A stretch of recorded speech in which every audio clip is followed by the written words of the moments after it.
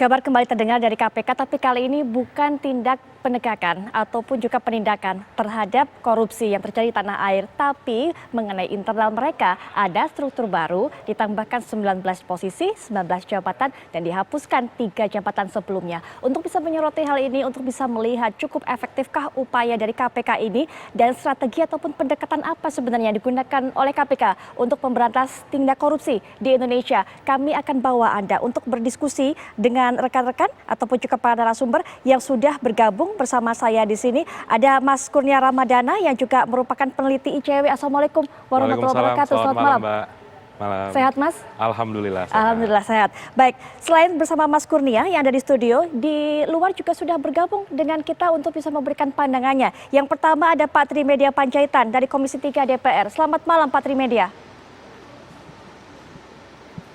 Selamat malam, Mbak. Baik, dan juga sudah bergabung dengan kita Bapak M. Yasin selaku mantan Komisioner KPK. Assalamualaikum warahmatullahi wabarakatuh. Selamat malam Pak Yasin. Waalaikumsalam, selamat malam Mbak Putri. Baik, Pak Yasin, kita akan minta tanggapannya bagaimana melihat struktur baru KPK ini ada 19 jabatan yang ditambahkan. Karena ini menuai kritik dari banyak sekali pimpinan KPK ataupun mantan pimpinan KPK. Pak Yasin silakan. Tren organisasi yang sekarang ini seharusnya adalah slim organization. Itu dimulai pada saat pendirian pertama KPK itu, organisasi KPK itu, lembaga KPK itu. Jadi sebagai role model untuk mencontohkan pada lembaga pemerintah, baik kementerian maupun non-kementerian. Bahwa yang terpenting adalah untuk menjalankan fungsinya itu secara maksimal. Jadi strukturnya miskin, fungsinya itu adalah kaya, artinya banyak yang bisa dikerjakan untuk menjalankan tugas dan fungsinya tidak harus gemuk organisasinya.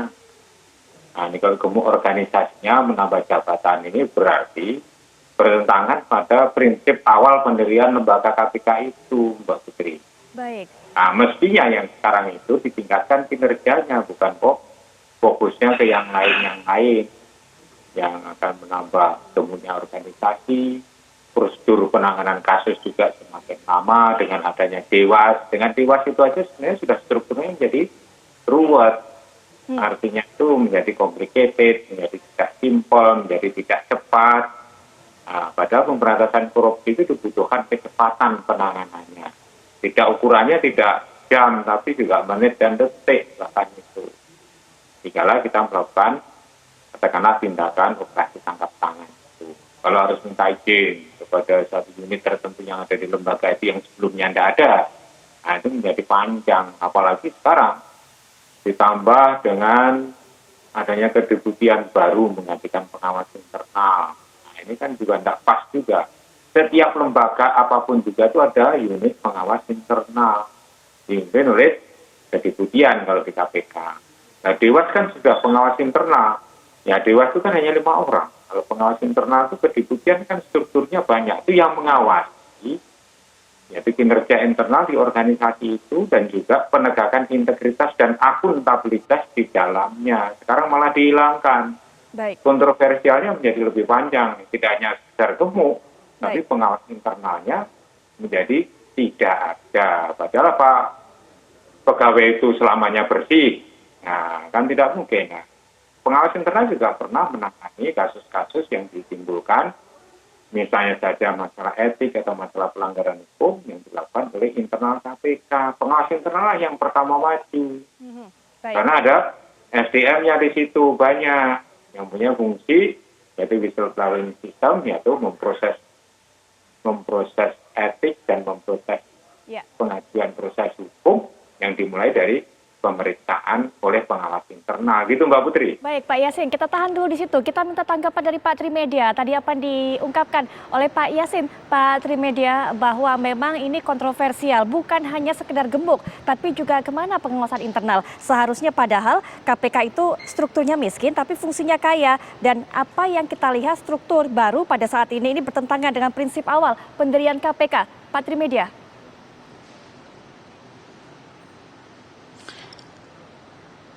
Pertama tentu bahwa peraturan ini dibuat oleh KPK merujuk pada undang-undang yang baru.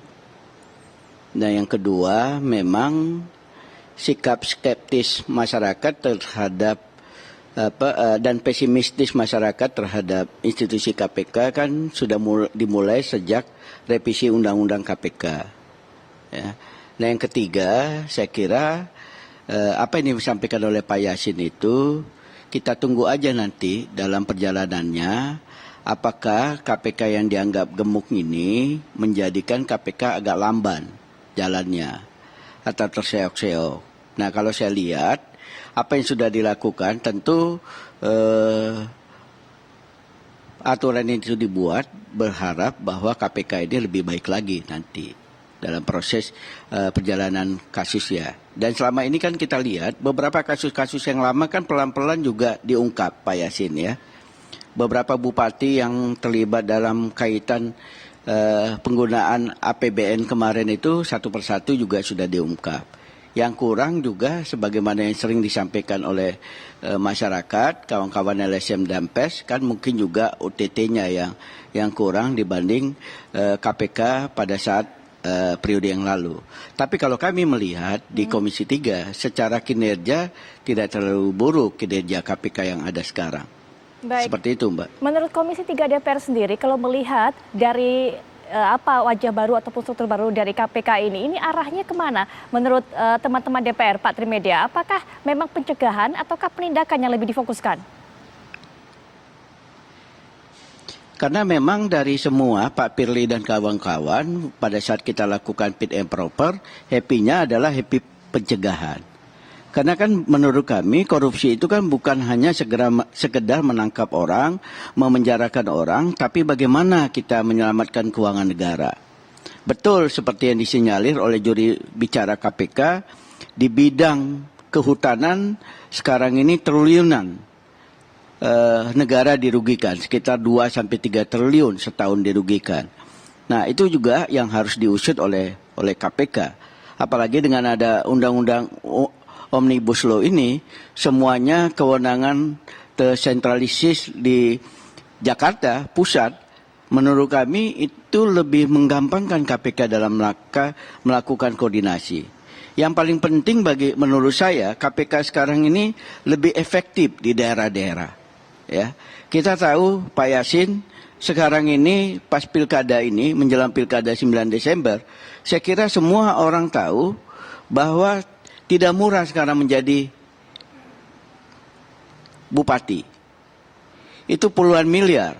Di kampung saya, di Toba, Sumatera Utara, orang mau jadi bupati kalau tidak punya duit 30-40 miliar, sulit menjadi bupati. Baik. Nah, ini yang harus disasar oleh KPK. Nah, untuk itulah fungsi pencegahan KPK yang harus diaktifkan. Jadi sampai sekarang kami melihat KPK masih on the track dalam melaksanakan tugas dan tanggung jawabnya. Apalagi nanti wilayah-wilayah itu yang lebih diefektifkan. Tentu KPK sudah punya roadmap-nya, sudah punya titik seperti apa. Misalnya sekali lagi daerah saya hampir semua gubernur kena masalah. Baik. Sudah 2 gubernur yang kena masalah, ya. Ya, itu yang ke depan juga harus dilakukan proses-proses pencegahan. Jangan setiap kepala daerah ini semuanya setelah 1 tahun, setelah 2 tahun menjadi kepala daerah, kemudian berurusan dengan aparat penegak hukum, khususnya KPK. Baik Pak Trimedia, kita berhenti di situ dulu, nanti kita lanjutkan setelah jeda. Pak Yasin mungkin bisa diberikan tanggapan tadi yang dikatakan oleh Pak Trimedia nanti setelah break selesai, bahwa memang KPK yang sekarang ini ternyata lebih efektif di daerah-daerah. Mas Kurnia juga mungkin bisa melihat bagaimana pendekatan KPK upaya pencegahan, bukan penindakan. Apakah cukup efektif jika melihat struktur yang baru? Kami segera kembali.